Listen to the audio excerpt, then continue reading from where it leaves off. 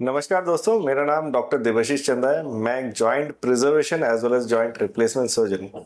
आज का जो ये वीडियो है बहुत ही इंपॉर्टेंट टॉपिक ऑस्टियोपोरोसिस पे है। ऑस्टियोपोरोसिस से रिलेटेड बहुत सारे डाउट और बहुत सारी क्वेरीज है पेशेंट्स की। मैं और भी ऑस्टियोपोरोसिस पे वीडियो बना चुका हूँ, मगर ये डिटेल वीडियो फिर से बना रहा हूँ क्योंकि अभी भी बहुत सारा कन्फ्यूजन है। अगर आप इस प्रॉब्लम से ऑस्टियोपोरोसिस मतलब हड्डियों के नरम होने की बीमारी से सफ़र कर रहे हैं या आपके आसपास कोई ऐसा है जो कि ऑस्टियोपोरोसिस का शिकार है या आपके फ्रेंड फैमिली मेंबर में कोई है, तो उनको ज़रूर ये वीडियो शेयर करें। इसमें सारी चीज़ें ऑस्टियोपोरोसिस से रिलेटेड आपको मैं बताने वाला हूँ। सबसे पहला चीज, ऑस्टियोपोरोसिस का मतलब क्या है। ऑस्टियोपोरोसिस जैसे वर्ड का मतलब है, ऑस्टियो मतलब कि बोन, पोरोसिस मतलब बोन में बहुत सारे छोटे छोटे छेद हो जाना या पोरस होल हो जाना। समझाने के लिए समझाता हूँ कि जैसे एक लकड़ी होती है, लकड़ी पूरी डेंस हार्ड होती है जिससे हम दरवाजे या कैबिनेट्स बनाते हैं। लकड़ी अगर दीमक खाई जैसी हो जाए, मतलब कि होल वाली या पोरस हो जाए, तो उसे हम कहते हैं सॉफ्ट नरम बोन। वैसे ही अगर हमारी हड्डियां एकदम स्ट्रांग होनी चाहिए हार्ड वुड की तरह, अगर वो दीमक खाई जैसे हो जाए, खोखली हो जाए, उन्हें हम कहते हैं ऑस्टियोपोरोटिक बोन। इनसे प्रॉब्लम क्या होता है, ऑस्टियोपोरोसिस होने से हड्डियां नरम हो जाती है क्योंकि अंदर कैल्शियम डिपोजिशन कम हो जाता है, उसका मैट्रिक्स कम हो जाता है। अब जो बोन्स है वो ब्रिटल हो जाती है, जैसे कि दीमक खाई लकड़ी बहुत समय कुछ करने से, छोटा मोटा काम करने से टूट जा सकती है और कभी कभी बिना कुछ करे अपने आप टूट सकती है। तो ऑस्टियोपोरोसिस बहुत ही सिग्निफिकेंट है। और क्यों उसको ट्रीट करना ज़रूरी है, क्योंकि इस वीडियो में आपको मैं ये बताने वाला हूँ कि कैसे ऑस्टियोपोरोसिस का ट्रीटमेंट किया जा सकता है। ऑस्टियोपोरोसिस के दो तरीके से ट्रीटमेंट होते हैं। एक तो किसी की हड्डियां नरम थी और वो टूट गई और उन्हें पता चला कि ये टूट गई, या बहुत बार मल्टीपल फ्रैक्चर्स, एक अभी हुआ, एक 6 महीने बाद हुआ, एक साल भर बाद हुआ, या हर 2-3 महीने में एक एक फ्रैक्चर्स हो रहे हैं और पेशेंट्स को पता चलता है कि उनकी हड्डियां नरम है। ये है क्रूड वे ऑफ समझना कि हमारी हड्डियां नरम हो गई है। बट इसका एक इजी तरीका है, बिना उस पेनफुल एपिसोड के जाए बिना, बिना पेनफुल सर्जरीज के जाए बिना, हम ऑस्टियोपोरोसिस को ठीक कर सकते हैं अगर उसका डायग्नोसिस टाइम पे हो जाए। कैसे? ऑस्टियोपोरोसिस का डायग्नोसिस करने के लिए कुछ टेस्ट अवेलेबल है जिनसे हमें ऑस्टियोपोरोसिस के बारे में पता चलता है। तो सबसे पहले जानते हैं कि कौन से ऐसे सिम्टम्स हैं जिनमें हमें टेस्ट कराने चाहिए। बहुत सारे पेशेंट्स ऐसे हैं जिनको कि लेथार्जी, वीकनेस, थकावट फील होती है, काम करने की इच्छा महसूस नहीं होती है, सवेरे उठते हैं फ्रेश महसूस होता है, जैसे जैसे दिन जाता जाता है इवनिंग तक एक्सर्शन के साथ बोन और जॉइंट पेन शुरू हो जाते हैं, थकावट फील होने लगती है। ये एक पहला सिम्टम्स है। बोन पेन बहुत ज़्यादा हड्डियों को दबाए और चीखे निकलने वाला पेन निकलता है, बहुतों में होता है। ऐसे पेशेंट आमतौर पर किसी मालिश वाले के पास जाते हैं और कहते हैं कि उन्होंने दबाया और उसके बाद दर्द ठीक नहीं हो रहा है। तो ये भी एक ऑस्टियोपोरोसिस का बहुत इंपॉर्टेंट सिम्टम है।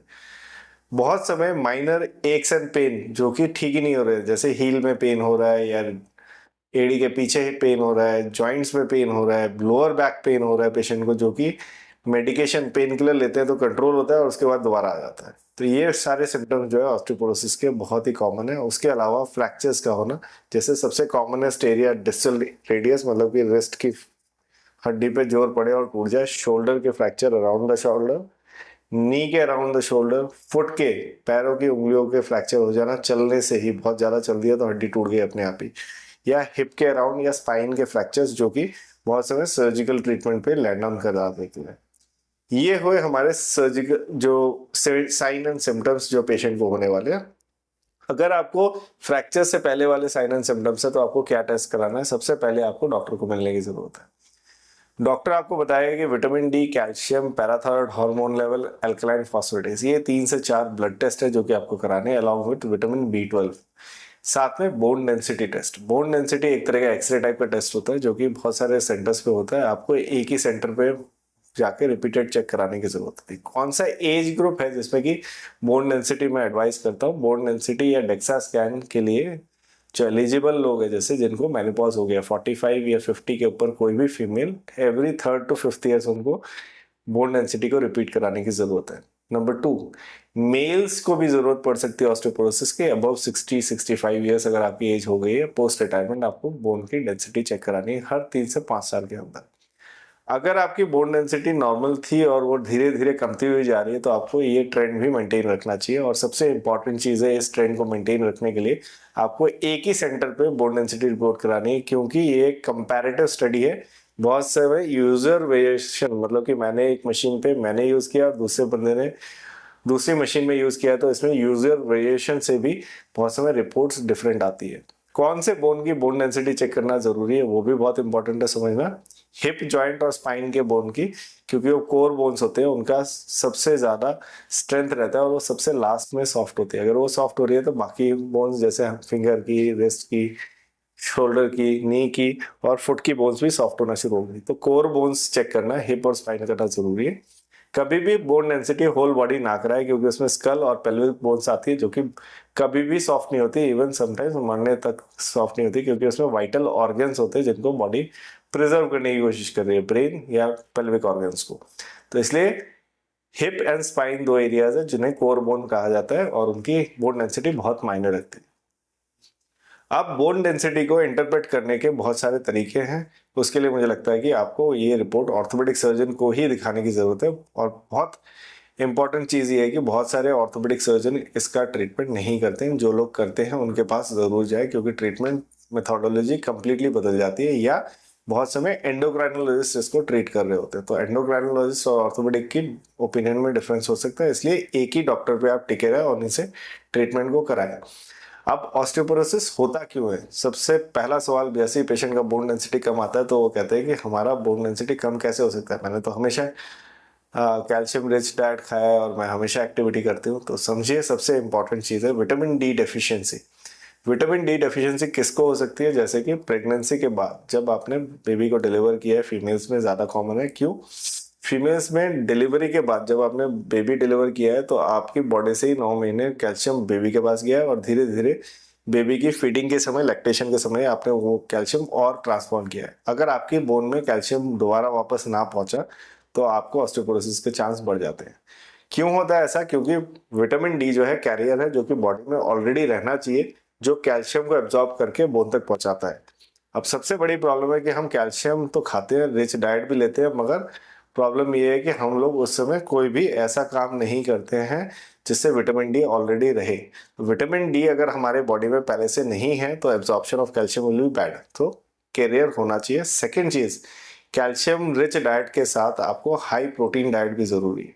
क्यों हाई प्रोटीन डाइट जरूरी है? प्रोटीन जो है बोन का मैट्रिक्स बनाता है जिसमें कि कैल्शियम स्टोर होता है। सोचिए, मैं एक समझाने के लिए समझाता हूँ। एक कैबिनेट है जिसमें 2 शेल्फ लगी हुई है तो आप 4 किताबें ही रख सकते हैं। एक कैबिनेट है जिसमें कि 100 शेल्फ रखे हुए हैं तो आप 100 किताबें उनमें रख सकते हैं। तो जितने ज्यादा शेल्फ होंगे वो प्रोटीन जो है शेल्फ बनाने का काम करती है, ताकि उसमें कैल्शियम डिपोजिशन हर जगह हो सके। तो ये बहुत इंपॉर्टेंट है समझना कि नॉट ओनली विटामिन डी पहले से रहना चाहिए रिच, हम लोग विटामिन डी सप्लीमेंट्स ले या सनलाइट एक्सपोजर से उसको ले, और सेकंड है कि हमारा कैल्शियम के साथ प्रोटीन रिच डाइट भी रहे। इसके अलावा एक और बहुत इंपॉर्टेंट चीज़ है कि पेशेंट कहते हैं कि मैं धूप में सारा दिन रहता हूँ मगर मुझे विटामिन डी एब्जॉर्ब नहीं होता है। तो ये भी समझा देना चाहता हूँ, विटामिन डी एब्जॉर्ब होने के लिए 2-4 चीज़ें आपके साथ होनी चाहिए। नंबर 1, जैसे खुले एनवायरनमेंट में सवेरे के टाइम यूवी रेज रहती है जिनसे बॉडी में विटामिन डी जो है सिंथेसाइज होता है या एक्टिव फॉर्म में आता है। तो आपको यूवी रेज मॉर्निंग टाइम में, जब सूरज की किरणें तिरछी होती है, 9 से 10 बजे के करीब में आपको लेने की ज़रूरत है।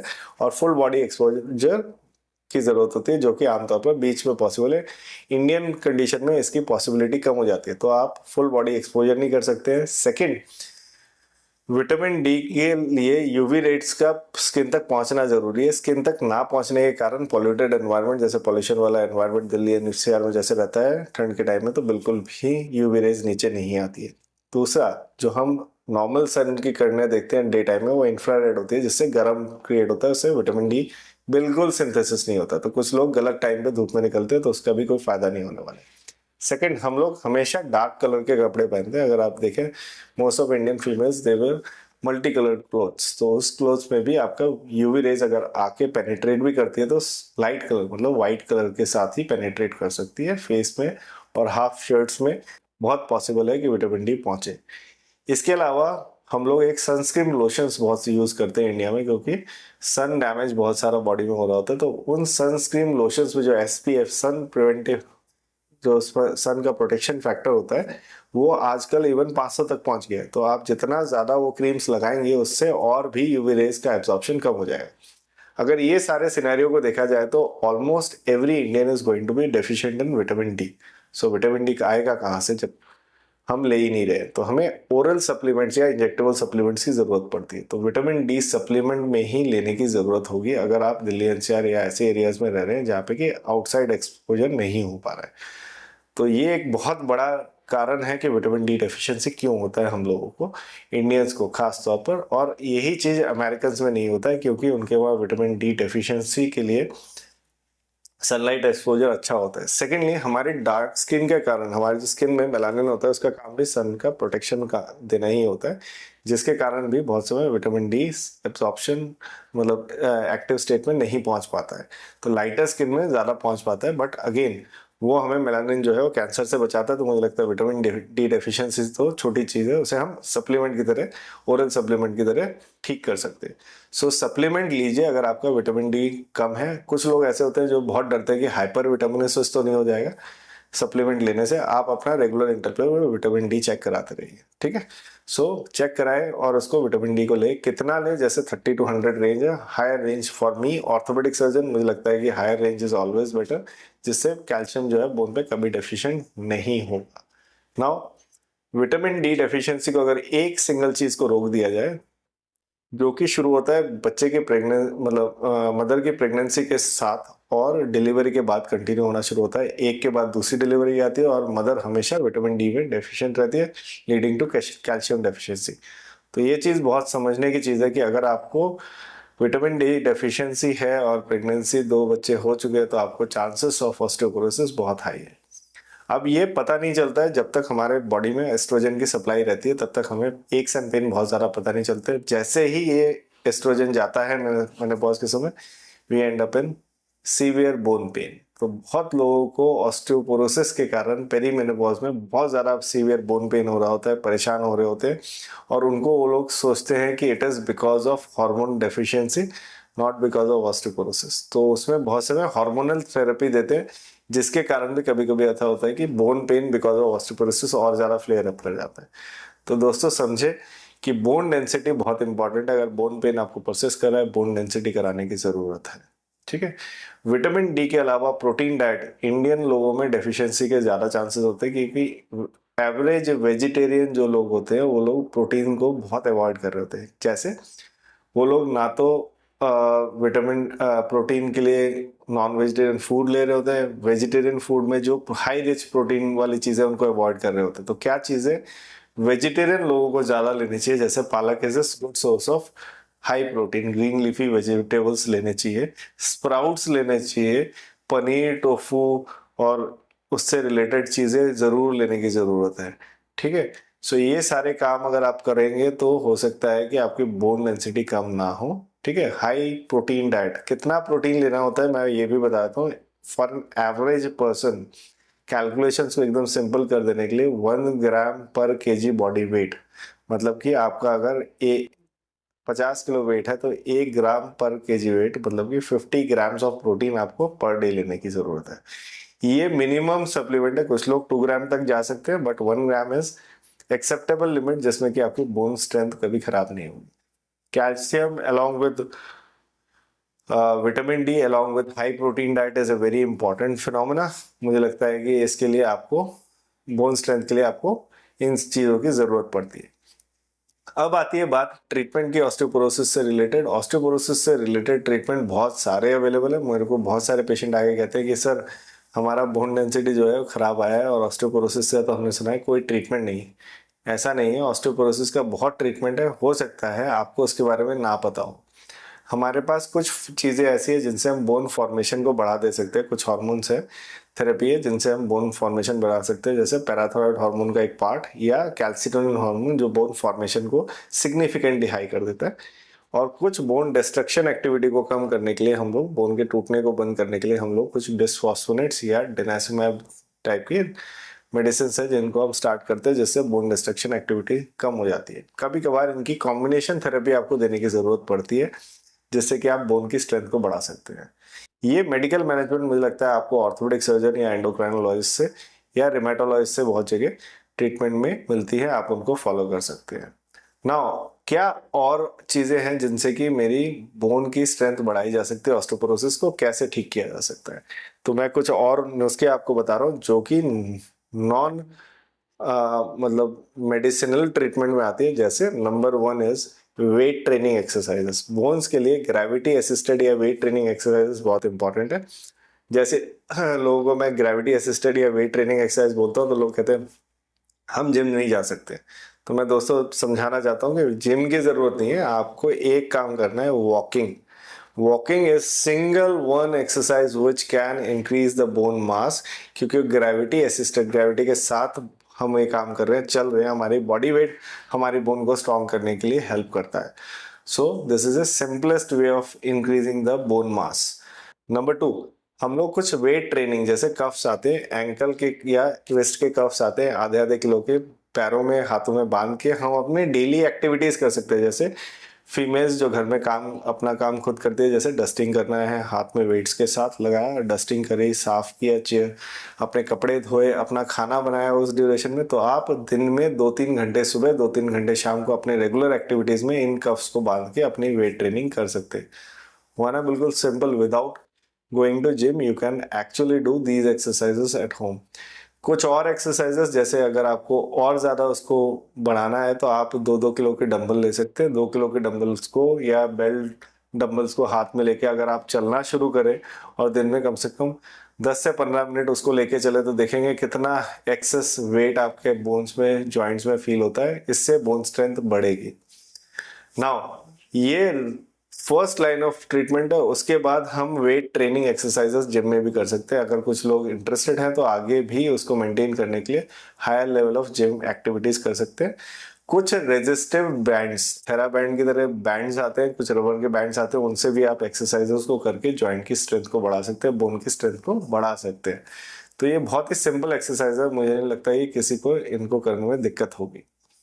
नाउ एक और बहुत इंपॉर्टेंट आता है, किन लोगों को चांस ऑफ ऑस्टियोपोरोसिस होता है और क्या करने से ऑस्टियोपोरोसिस बढ़ता है। तो मैं कुछ एग्जांपल्स देता हूँ। अगर आप सिर्फ स्विमिंग करते हैं, कुछ लोग वॉकिंग नहीं करते, जस्ट स्विमिंग करते, तो swimming increases the chance of osteoporosis, क्योंकि वेटलेसनेस, ग्रेविटी कम हो जाती है। आप स्विमिंग करें, ऑस्टियोपोरोसिस अगर आपको है तो आप उसके साथ double of the weight training add कर दें। मतलब आधा घंटा अगर स्विमिंग करते तो 1 घंटा आप वॉक जरूर करें। तो इससे आपकी बैलेंस ऑफ एक्टिविटीज हो जाएगा, जॉइंट मोबिलिटी भी बढ़ेगी, बोन स्ट्रेंथ भी बढ़ेगी। नंबर 2, कुछ लोग smoking and alcohol. Alcohol is a very significant attributing factor for osteoporosis. जितना अल्कोहल लेंगी फीमेल्स उतना ज़्यादा बोन सॉफ्ट होने के चांसेस है। तो अल्कोहल अगर ले रहे हैं, स्मोकिंग अगर कर रहे हैं, तो उसको जितना कर्टेल कर सकते हैं उतना आपके लिए बेहतर है बोन स्ट्रेंथ को बढ़ाने के लिए। अगेन अनदर फ्यू एक्टिविटीज जो कि बढ़ाता है, जैसे आजकल लोग ट्रेन से कम और फ्लाइट से ज़्यादा ट्रेवल करते हैं। जितने लोगों की ज़्यादा फ्लाइट ट्रेवल होती है, again the same thing happens, higher altitude पे जाने से आपकी ग्रेविटी का जो इफेक्ट है वो कम हो जाता है, जिसके कारण ऑस्टियोपोरोसिस के चांसेस ज़्यादा है।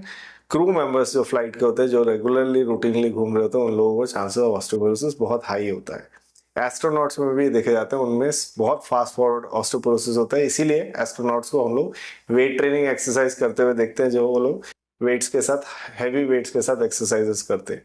सो ये बहुत ज़रूरी है, रेजिस्टिव बैंड्स के साथ एक्सरसाइज करना, वेट ट्रेनिंग करना। इससे आपकी बोन्स जो है स्ट्रांग हो जाएंगी। तो मुझे लगता है कि ये सारी चीज़ें ऑस्टियोपोरोसिस के पेशेंट को जानना ज़रूरी है। अगर आप ऑस्टियोपोरोसिस से ग्रस्त है और आपको लगता है कि इसका कोई ट्रीटमेंट नहीं है, तो दोस्तों मुझे लगता है कि you should watch this video and ask question.